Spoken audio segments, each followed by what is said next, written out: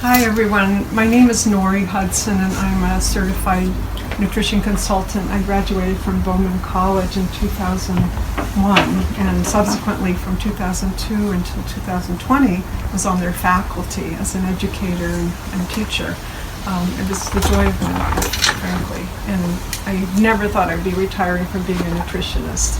I cannot diagnose, prescribe, treat, or cure, so I have to say that, but I have really good hunches when people come to me with health conditions. And underlying many health conditions can be, things like anxiety. And I personally have suffered from anxiety, and I thought it was a good topic, especially now, very au courant, with the things that are coming out with Robert Malone and Matthias Desmet and Mark McDonald are saying how we are dealing with a lot of people who, through their fear and living that way for 2 years and being locked up, have become chronically anxious. I'm hoping that's none of you. If you've never been anxious, however, you should come up and talk. But if that's not you, then I'm going to tell you some things that I think will help. And the underlying condition of anxiety is actually a warning signal. We all need it. It tells us there's some danger, and it tells us to pay attention. And we raise our stress hormones so that we can pay attention. You know how when you drink some coffee, which by the way raises stress hormones, you start feeling more focused and concentrated and like you can do something about whatever's confronting you.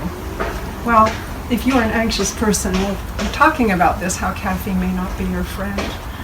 We have to pay attention though, so we get out of harm's way. Fight or flight is our sympathetic nervous system, and that's what's turned on when we're anxious. It's not a good place to live because the downstream effects will be that we'll get sick.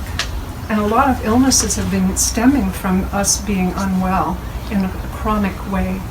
But acute anxiety is probably going to serve us so that we will be surviving. I'll be talking about a half an hour, and then if you have questions, please feel free to hit me with them. I love this t-shirt. I got it at the beginning of COVID. We are living in dangerous times. And if you're a musician, you'll understand what I mean. These are key signatures. Meter signatures that are rather unusual. They're called socket wrench music.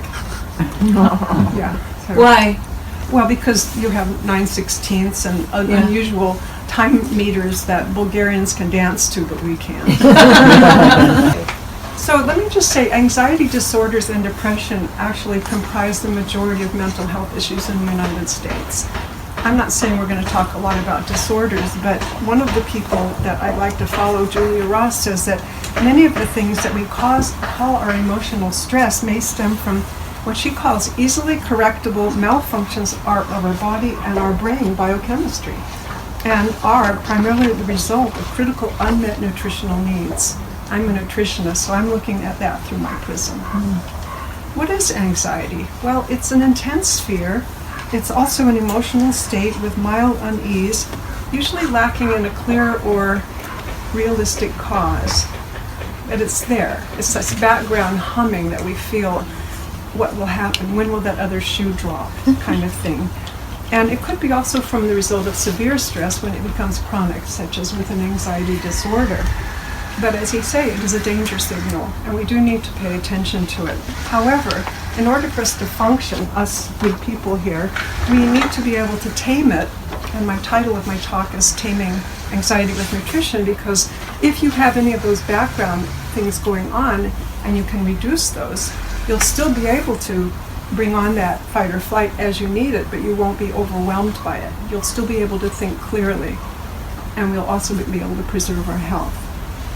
So I think in this talk I'm going to do 6 things. It may sound like a lot, but the main thing is help you identify and understand some of the underlying causes of anxiety, which Julia Ross alluded to in her Mood Cure book of 2004, and provide you with some suggested evaluations, some of which may require you to get a blood draw, but hopefully not. Arm twister, allopathic doctor, good luck. Inform you of specific neurotransmitters or neurohormones that could be out of balance, and that's kind of where Julia Ross comes in with her books. And then also reinforce the value of a wise traditions diet. We all just ate a wonderful meal here, and I'm so glad that we could break bread together. there are some caveats around that diet because some foods we just can't handle. How many of you don't do gluten, for example?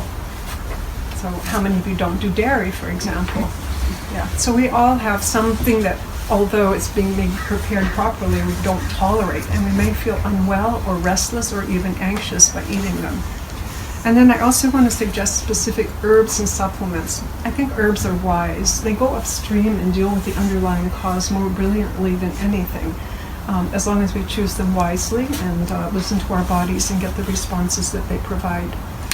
And then the final thing is offering a few other ideas that are on the holistic nutrition spectrum, but not specifically about food, that may be helpful. I just read a book by James Nestor called Breath, and I'm getting some nods there. I'm so glad.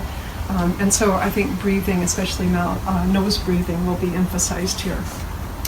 So, some of you know that there are lots of different types of anxiety, like PTSD, that's post-traumatic stress disorder, OCD, obsessive compulsive disorder. There's certain phobias where people can't get on the elevator because it's so scary, or a plane.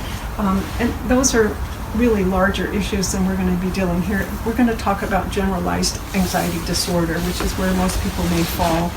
And on your handout, which you all have, the one with the larger print, where it's turned in a landscape format, you'll see there are lots of symptoms, and they're throughout the body, very widespread. Mind you, those symptoms can be actually from other conditions, so you're not diagnosing yourself. But if, in fact, when you feel anxious and you see, oh yes, my chest is getting tight, I'm sweating more, I can't fall asleep in the evening, that type of thing, you might say, I'm wondering it's because I am anxious. And I want you to sort of be the detective and figure out, well, maybe there are things I can do today that will make that different. So I want to just say that the nervous system has been divided by people before me into two parts. It's the autonomic nervous system, where you are on automatic. You don't have a lot of control over it unless you're a Buddhist monk, for example. And there are two branches of that. The sympathetic, which is the fight or flight. Think arms and legs. You're moving, you're doing something, right? You're getting harm's way, which I want to just put in a PS. Do not stand to eat. That will not work. You're in the sympathetic where you're standing, and you're not going to digest, which is the parasympathetic, the rest and digest. Okay, so fight or flight, sitting down, rest and digest. You can't, like on a light switch, have them on both at the same time. It's either on, sympathetic, and parasympathetic off, or vice versa. So our ancestors, interestingly, spent maybe 80% of their time in the parasympathetic mode and only 20% in the sympathetic mode. When they went out and hunted and had to find their food and maybe wrestled with some large animal and was able to find food. And in a reasonable period of time, they weren't starving. But I think that's somewhat inverted today, where we are spending way more time in the sympathetic mode in front of our computers, fighting the tyranny that we think is coming, and also dealing with our stress, what we think. We don't have to believe everything we think, but we do a lot of the time. And that can raise the same hormones that help us get out of harm's way. It's not a good, healthy place to be. So why do we have all of this stress? Why is this generation, particularly, or all of us, having perhaps symptoms of anxiety? Is it something that our ancestors provided us? Is it something that they wired us for because they saw it coming? We don't know all those answers, but you can think about, say, an Eastern European Jew who had to leave because of pogroms in the early part of the last century, and they came over and they settled, and they're chronically stressed people. Grandmother has anxiety and depression and hypertension. The mother, the same. The children, the same. They all suffer, and no matter what is done, they all have these underlying issues. That's called epigenetics. They may not have the same resilience if that had not occurred in their ancestry. And African American people, you can imagine there too, would be a similar type of forward-moving sensation of, I don't know why I'm anxious. My life is good, but something happened that's making me feel predisposed to being unhinged by the slightest little thing. And I think there's a lot of compassion that we can give these people, especially in the case that we have nothing we can offer them in this current generation to remediate or absolve that for them. So in addition, though, we are aging, and as we age, there's some resiliency that's lost. I'm sorry to say that is true. Our organs and our glands do get old, and they're not as able to pump out as many of the hormones and chemicals that we need to manage our health. The best people who live the longest are the ones who are able to manage their stress well. And if you can only just plant that seed in your mind, it'll help assuage some of the anxiety that we might be feeling. So there are other things. In Bowman College, we talk about something called the health hazards model. And there are several things that will contribute to unwellness. Malnutrition, which means we're not eating the right foods and we're not eating them often enough. And some of you may be eating the Wise Traditions diet, but you're maybe only making room in your life for erratically having one meal a day and maybe snacking throughout the day. This is not a good model, especially since low blood sugar could be contributing to anxiety. Addictions. So say we are drinking too much coffee, or we may be indulging in alcohol, or maybe sugar. We might also fall into the pit of malnutrition because we're preferentially eating and consuming and doing those other behaviors which make us neglect our personal health. There's also stress in general, just because we respond to that. We read the newspaper or listen to the news, maybe not anymore. And then there's toxins, and that's a whole area of concern. But I wanted just to point out that in our solutions part, which is going to be coming, we really want to court eating organic food. This is a bag from the Environmental Working Group, and they provide a dirty dozen. These are the things that you really want to buy organic, and then these are the cleanest 12. These are okay if you can't afford to buy organic. They now have the Clean 15 at their website, so you can go there and get a free card or make a donation. They're a very good group, Environmental Working Group. So again, eating cleanest as possible, because glyphosate actually has contaminated our food supply, even if it is organic, because of the drift. We have to be awfully careful, and Stephanie Seneff has written a lot about glyphosate co-opting our glutathione, which is one of our best antioxidants that we make. Also, we need to look at our water. There are halides, which are chlorine and fluorine, still dumped into the water and interfering with thyroid function, which, by the way, is a very common endocrine system problem that I've run into in my business. So we have many options to improve our environment and reduce some of the possible exposures. Another area which is not my purview but one to mention is that some people take medications. Medications have side effects. There's no promise of cure, but they do give people their lives back. I'm not saying don't do any of that. I'm just saying be curious. Look under drugs.com and look at the side effects under the professional section for the meds you might be taking. And then note that and maybe see, is there something else that can be done? Because over time, it may actually give rise to the very symptom you're trying to manage. For example, my son was on ADHD drugs, and if you take those, guess what? One of the side effects is anxiety, hyperactivity. It's not a good thing for a kid who has ADHD to have those two symptoms going at the same time. So then they put them on an SSRI to antidote the effects of the drug side effects. And then you're on this polypharmacy process, which doesn't seem to ever get ended. But there's no promise of cure, and that's the problem. If you have inflammation, which is a really big issue and causes many health issues, underlying it is also eating too much sugar and consuming products that are not agreeing with you, because it upregulates inflammation. One of the byproducts of a lot of exercise and also conditions like fibromyalgia is lactic acid. And you may make lactic acid. You're a biker, Jay, and you probably experienced a sense of cramping and something's not moving in those muscles. And it's a normal process that we create an anaerobic byproduct.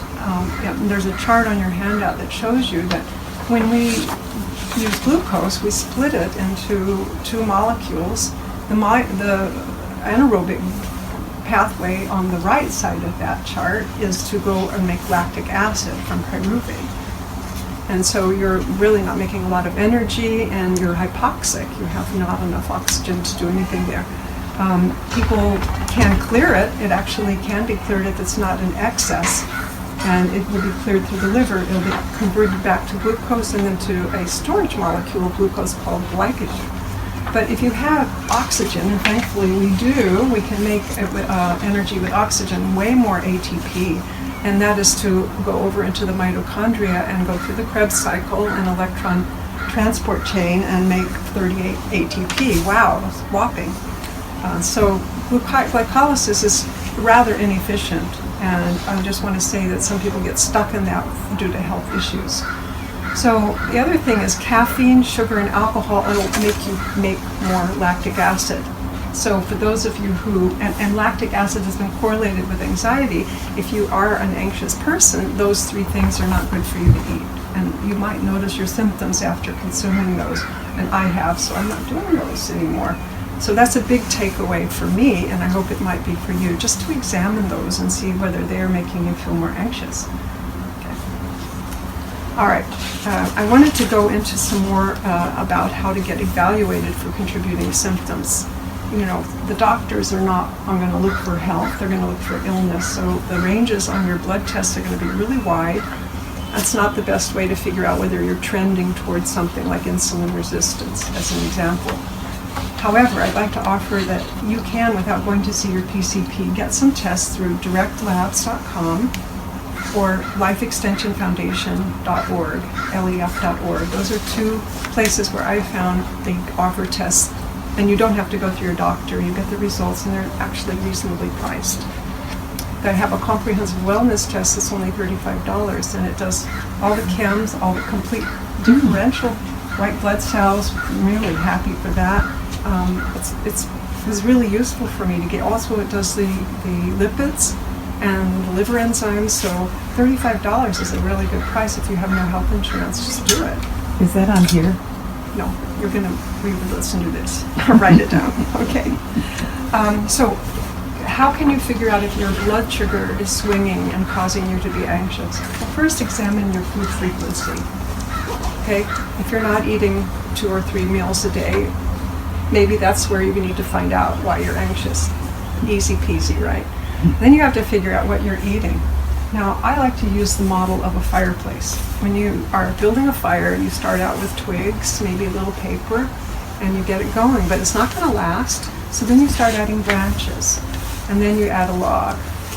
So in macronutrient land, what is the paper? Carbohydrate. Simple carbohydrate, maybe. And then what are the branches? They're going to be protein. And what is the log? Fat. So if you build your cogeneration factory, making energy in your body, you're going to be doing the same thing. You will be eating a combination of those, and you want to be able to last 4 hours without having to be starving and falling down because you're dizzy. I'll give you an example. I was at a Weston A Price conference in Schaumburg, Illinois. It was a wonderful time. Of course, it's November and we're freezing. So one of the meals, we had to wait in a restaurant. My friend Chris, who could not come, and we were waiting for our meal. We had ordered it. They brought the bread and the butter. Of course, I don't eat bread. And I had eaten the butter. All of the butter, several pats. But I was still starving, and our meal hadn't come after 30 minutes. So I lay down because I was feeling tired, dizzy, weak, anxious, irritable, all these symptoms of not well. This is low blood sugar time. They had lost our order, and they comped us with it after they finally brought it. But this is, you don't want to fall into that pit of low blood sugar. So food frequency and what you're eating are going to be really important for you to examine. Now, if you have a glucometer, I do, it's a home test that you can use to stick your finger. You get just a tiny little bit of blood, and you have a strip, and it will read where your blood sugar is. And if it's really low, and for some people, hypoglycemic symptoms happen when you're below 80, you want to eat. It's a big message. Eat. All right? Don't wait until it's an emergency. Datis Karazian, who is a really wonderful chiropractor and very learned functional doctor, has said, having low blood sugar is worse than a saber-toothed tiger in the room. Okay, it's that serious. You do not want to lose brain cells over this. So eat frequently and try to eat the right food. Don't rescue yourself with sugar. That's horrible. They'll do that to the blood bank. Don't do that. Okay, next is food allergies. Now, food allergies are sensitive. because nobody really knows how to diagnose those. There are no real good blood tests, as you probably figured out. But you can also use an energy medicine like applied kinesiology. Anybody use that? Nutrition response testing, another kind. It's probably the best, cheapest way to do it. There's also the elimination and provocation diet. It is a gold standard. That would mean, okay, I know I'm getting symptoms after eating dairy. My diet my nose doesn't feel good. My stool doesn't look good, for a couple of days. By the way, that's your digestive signature. Look at your stool. Should be a banana shape, come out without any smell, and need a lot of toilet paper. It should be easy peasy again. So food allergies might be something you could identify on your own, or just get rid of the top 4. Eggs, wheat, dairy, and soy. Most of you probably don't do soy. And see how you feel. Do the whole 30, which is a diet online that tells you how to do that 30 days. And then on the other side of that, you'll start to feel better. You'll start noticing that things are changing for you, and then you add them back one by one, the foods you've eliminated. You get information from that. It takes courage. I had a guy who had IBS, had it for 10 years. He came to see me and he wondered, my doctor said I just have to live with this. Do you have any advice? Of course I did. I said, well, you've been eating a lot of dairy, and you've also eating a lot of gluten. And most people in the U.S. eat about 50% of their calories from those 2 kinds of foods. And he worked in a bakery. So, yeah, and I said, could you maybe do without those for, just try a week. If you can go longer, great. And he did. Now, one of his symptoms was every morning had a very watery bowel movement. Rather explosive and uncomfortable for him. He was gray and only maybe 40 years old. Had a little fanny pack of fat or fluid here.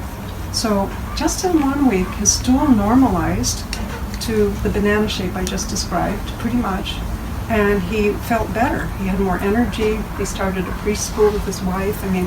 Got out of the bakery, and he felt better. And it was just a hunch, but because in my clinical practice, I see a lot of people who have these 2 sensitivities, and they get how no test would have eliminated or identified it for him. He just did it on his own and took courage, and now he feels so much better he won't go there again. And that's the hope that if you have that sensitivity. All right. The other thing is you can check your stomach acid. I've given that idea before, where you take a baking soda with water and you drink it on an empty stomach, and if you don't burp in 5 minutes, you check yourself, then you probably don't have enough stomach acid to make that little explosion that would cause the burp. So anyway, that's one way to check it as well. And then lactic acid. Now, again, you have to go to a doctor. Neither of those companies offers you a test for lactic acid in the blood. Sorry. So either give it up or don't do it. So then there's a genetic condition that is called pyroluria. And Trudy Scott, who wrote this book, one of my colleagues, the Anti-Anxiety Food Solution, has said that she has pyroluria. Pyroluria is a condition where, as you're trying to make heme, heme is a pigment that helps you make hemoglobin and then helps you carry oxygen in your red blood cells. It turns out that the people with pyroluria, there's a defect in making that heme where they make something called cryptopyrroles. Sounds like something from Superman. Cryptopyrroles. They serve no metabolic purpose, but they happen to capture your zinc and your vitamin B6 and maybe your iron so that you don't have those things. Well, you need those to make neurotransmitters that are going to help you feel good about yourself. So she found out that she had this. There's a questionnaire in your handout, a mini questionnaire, and also a link for the longer one. And I'll pass around the one that I have. That's the longer one, so you can see. Nothing on the back to read, just that. So Trudy's book is a very, very good reference. She goes into her own anxiety and how she fixed it by seeing Julia Ross, studying with her, and developing her own program. And she's very, very popular, it turns out, because of the help that she's giving so many people. So pyroluria only affects about 11%, although it seems significant to me, of the general population, but maybe up to 40% of people with psychiatric disorders. So it's worth checking it out. And simply, if you don't want to do the urine test, you can just use your symptoms and think, I'll just take more zinc. I'll just take more vitamin B6. And I check the iron first. Don't add iron unless you know you have low iron, because it's toxic if you have too much. All right. The other parts of assessments are adrenal and thyroid function. At the Life Extension Foundation website, they have a comprehensive thyroid test. It's $199 right now. I just checked before coming. And it even measures antibodies, which, by the way, account for 90% of people with hypothyroidism. I have it. It's called Hashimoto's. And by checking the thyroid and knowing whether you're in the hyper or hypo state, hypo gives you symptoms of depression, which is not good either, but hyper gives you symptoms of anxiety. And I have Hashimoto's, so I swung between the two of them. Never had to gain the weight that a lot of hypothyroid people have, but I have been unable to gain weight, which is the hyper state. And also have the anxiety, which prevents me from going to sleep. I mean, it's a vicious circle. I can't do that. So getting tested can help. I'm not on thyroid med. I've just dealt with the autoimmune portion and preserved my thyroid, so I'm not doing any medications, but eating wisely. The other is adrenal health. You know, if you're always with high cortisol, you're going to be anxious. Turns out there is a saliva test that you can get through the Canary Club or one of these other labs, and I didn't check it before today, and that will allow you to sample your cortisol throughout the day, 4 samples. At the beginning of the day, most of us are going to have a rise in cortisol to help us get vertical. And then we're going to have it gradually taper down as we go through the day with little bumps where we eat. You know, because after you eat, you have a little rise in cortisol. Well, there are people who have inverted cortisol clocks, so they wake up and they have really low cortisol, and that's where the coffee comes in, right? You know, we got to caffeinate ourselves. And then we sail to this all very high-flying altitude trying to go to sleep at night, and then we drink alcohol, which, of course, will sabotage our sleep because we wake up at 3 in the morning with our liver aflame, and, of course, we have to go up and pee. And the next morning, we're at the bottom of the cortisol cycle again, and we have to do the caffeine, and we rinse and repeat. This is a horrible cycle. So getting your adrenals tested will help quite a bit, and figuring that out. The other is magnesium. I have to mention, magnesium should mostly be inside your cells. That's why red blood cell magnesium is the better to test than just the regular chem panel. Why magnesium? Well, I was taught by Paul Bergner that when in doubt, as a nutritionist, think magnesium. There's not a single condition that is not helped by magnesium. He said, when you see a client, give them magnesium and then have them come back 3 weeks later. Anything that's left, you can fix it. So there's nothing that it's not going to address. I have many lists. It helps anxiety, depression, hypertension, muscle cramps, period cramps, constipation, dizziness, and insomnia, and headache. I mean, that's just a short list, but magnesium is like a miracle. So if you don't want to take a pill, Epsom salt baths, right? We can rub the oil on if you prefer. It's not as good if you need it inside your body. You might want to take a supplement. All right, and then toxic exposures. There are toxic panels using urine by Great Plains, also by US Biotech, and you can figure out if you've had exposures. My friend Chris, who would probably share this, found out she had been exposed to a lot of things besides mercury. And by addressing them, using the organic acids results, she was able to get more energy and start to feel so much better. She's writing scientific articles again, which is her thing. She's a science writer, professional engineer retired. She's really smart cookie. I'm sorry she could not be here. I mentioned medication interactions, another thing you want to assess if you're on meds. And then the last one is mouth breathing. And I know that's really tough for a lot of people. You might have deviated septums and so on. But according to James Nestor in his book, and a lot of other people, starting out even just briefly taping your lips with a very light paper tape can start you getting the process of breathing and opening up and toning this tissue. And eventually you will be able to breathe through your nose. The reason you don't want to breathe through the mouth is it can cause anxiety. It is a stress response.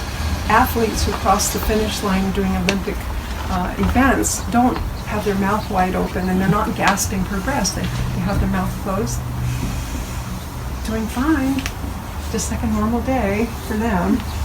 So what does the mouth breathing do? It changes the palate, it changes the tongue, it changes the airway.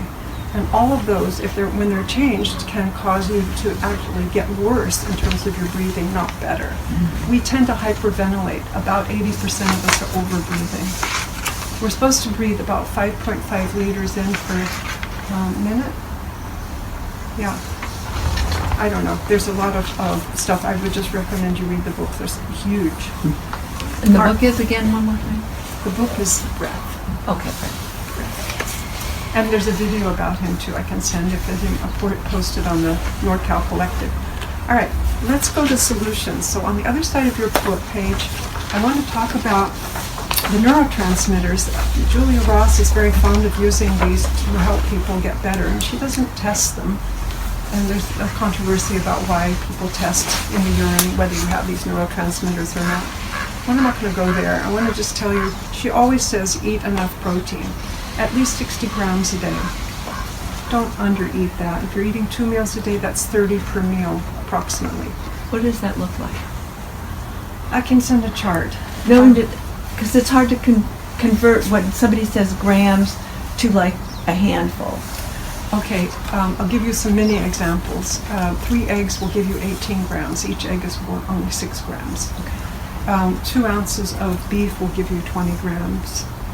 3.5 ounces of salmon will give you 20 grams.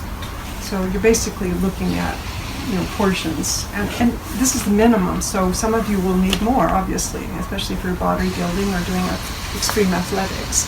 But don't go below that, because you cannot make neurotransmitters, neurohormones, enzymes, and antibodies. You can't. You have to have enough. As we get older, our digestion is faulty too. As I mentioned, stomach acid. So that is, in a nutshell, where we're going. You just have to eat enough protein and hope that you can convert them into the neurotransmitters that I'm going to mention to you. The first one is called GABA. Have any of you heard of GABA? Yeah, it's one of the best. It's the most inhibitory neurotransmitter. It stands for gamma-aminobutyric acid. It is made from glutamic acid. And you're using glutamic acid to understand what I'm telling you about glutamic acid. It's a real gossip that goes from cell to cell or neuron to neuron to tell you about glutamic acid. It's wonderful. But there's an enzyme called glutamic acid decarboxylase that converts glutamic acid to GABA. What interferes with GAD, it turns out, Benjamin Feingold, a pediatrician in the Bay Area, figured out, were salicylates. And they're in preservatives, colorings, flavorings, and other stuff that are put in processed foods. Plus they're in berries. So for a very short time he had the children not eat the berries and other things that have salicylates, but then add them back, get all that processed food out. It was a 1 million kids study. It was done over 5 years, and test scores rose in that time period 41%. Whoa. Wow. Why? Well, you can guess. When children can be calm and can sit down, they can focus and concentrate. And they had to have enough GABA, and that enzyme was then converting glutamic acid into GABA so they could be relaxed and able to focus and learn.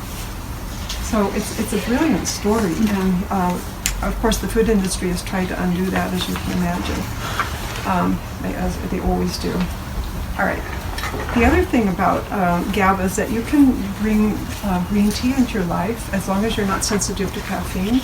You can do walks in nature. I think also taurine is a very, very powerful amino acid that's calming. The word taurine comes from the Taurus, the bull, because they found it first in bull testicles. If you eat sweetbreads or Rocky Mountain oysters, I guess they're called, you will get some taurine.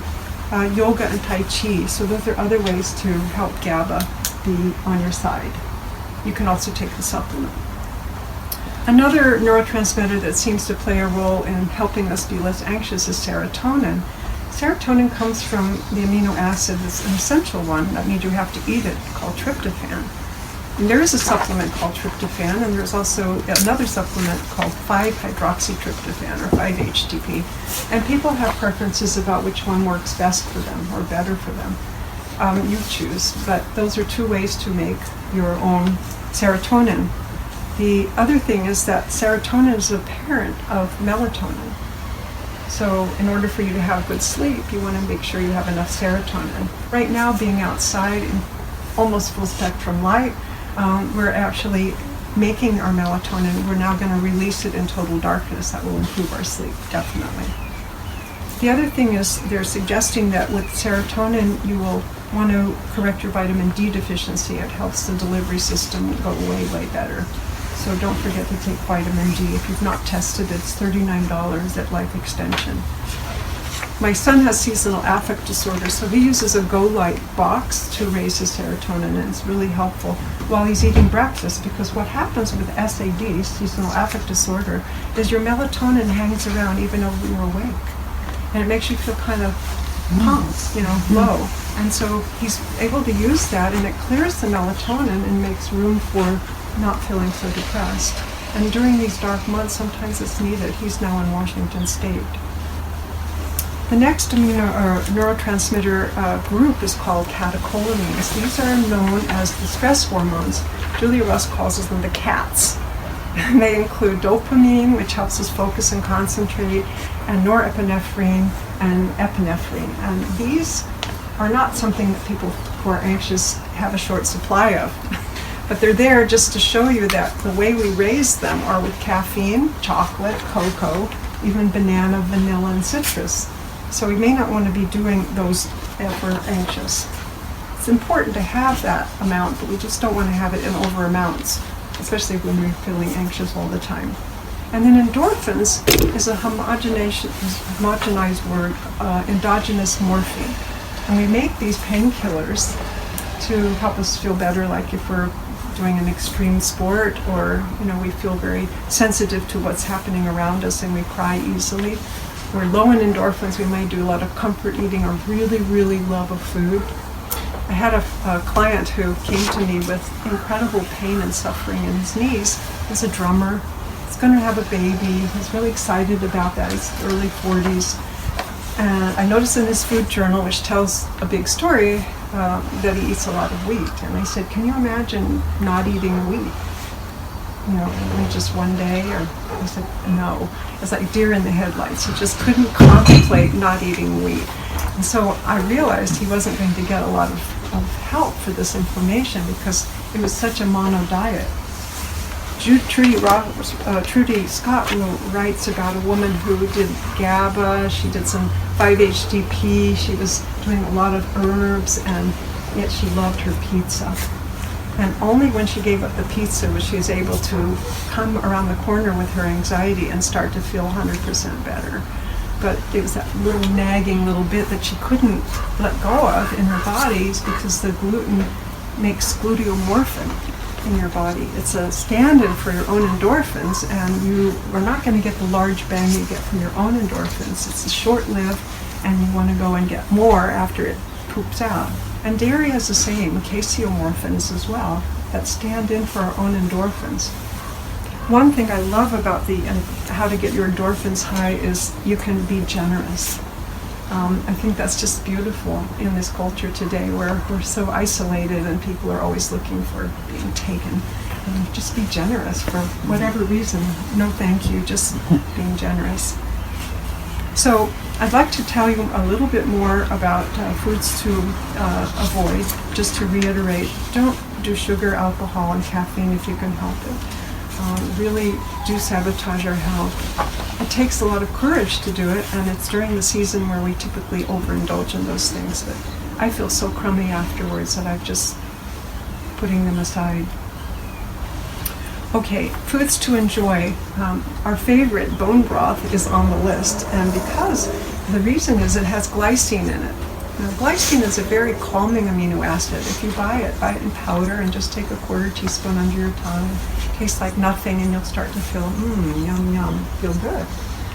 But there also is a blocking of norepinephrine, one of the catecholamines that occurs with the bone broth.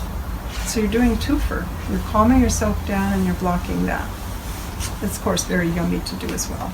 Plus, you're getting minerals, and one of the things my body craves when I'm anxious is minerals.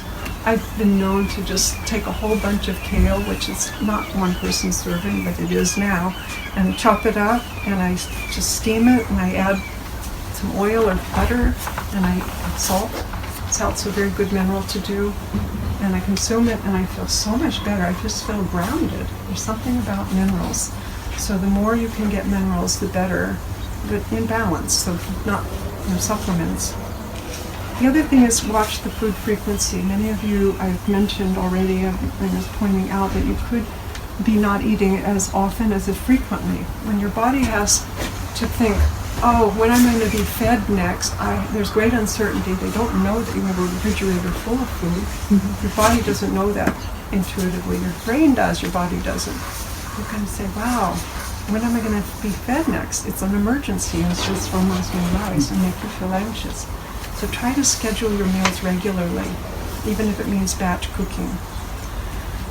Make sure you're doing fats and protein, because then you'll slow down the burn of the delivery system. It'll last longer. Every tablespoon of fat will give you 120 calories. We don't fear fat, do we? Not in this group. Right. Nourish your microbiome. There's a gut-brain axis that I know Natasha Campbell-McBride discusses with her GAPS program. And we should be aware that this is a bidirectional thing. When we're anxious, it changes our digestion, as some of the symptoms on the first page suggest. But also the other way around. When we have digestive problems, we can have anxiety. So try to be aware that this is one whole organism. And finally, organ meats, especially liver, have all the B vitamins, and B vitamins are helpful for making energy and also helping with stress. Liver is particularly good. I know it's just a lot of information. I know I gave you a juicy handout, so you can go back and refer to them, and I encourage you to do so. I gave you my website. You can contact me if you have questions. But some helpful herbs I'd like to suggest are all going to be helpful to reduce your stress hormones or cortisol, and also to tame the catecholamines that also help you raise GABA. Okay, so the ashwagandha, it lowers cortisol. It has the ability to also potentiate your GABA. Chamomile, is a nervine. It means that it's going to work on your nervous system, but it's also capable of everything. Its name means that. So it's digestion, inflammation, as well as helping your GABA. I'm going to pass around an empty bottle, of HPA Adapt, which is a stress complex, and it has some of these herbs I'm talking about. Galphimia glauca is new to me, but it's anxiolytic, meaning it will help raise your GABA. It's a GABA agonist. Kava Kava, they used to have a bar that I could go to in Berkeley called Mellow Mellow, where you could get Kava Kava. I do repeat myself. Anyway, it blocks glutamate, norepinephrine, and dopamine, and activates the GABA receptors. It's so fun to talk with somebody in the process of drinking Kava Kava. It's just, you can see the mellow just happening right before your eyes. It's amazing. And rhodiola rosea influences the HPA axis and endorphins, and passion flower will increase GABA. Another favorite herb is tulsi, or holy basil. You can open it up and sniff it. It's in the mint family. It's really, really flavorful. It can help you reduce your cortisol like a cocktail at night. So if you're feeling like amped up, you can just take some of that tulsi tea and it'll make you feel relaxed and more at one with yourself. In the supplements, I'm mentioning B-complex. If you're not going to do organ meats, always think food first. But also some kind of antioxidant will help you. Something fill in. It's okay. So if you do an antioxidant complex, maybe something with pine bark extract or grapeseed extract. These are pro-anthocyanidol oligomers, PCOs. And also there's a green powder. Some people do green powders to get antioxidants.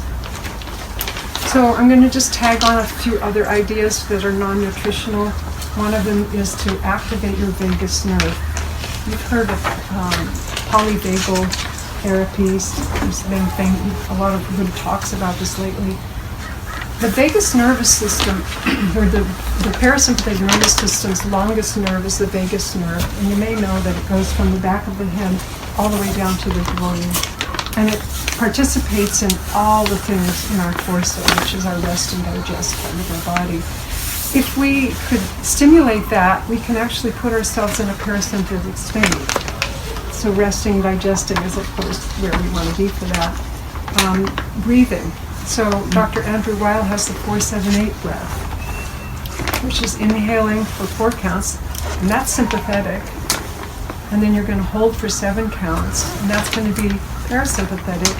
And you're going to exhale for 8 counts, so that's parasympathetic. So 15 counts, you're in this parasympathetic mode. Many people who are anxious cannot hold their breath, but if you can do it at the count, you can do it. Like you can do 2, 3, 4.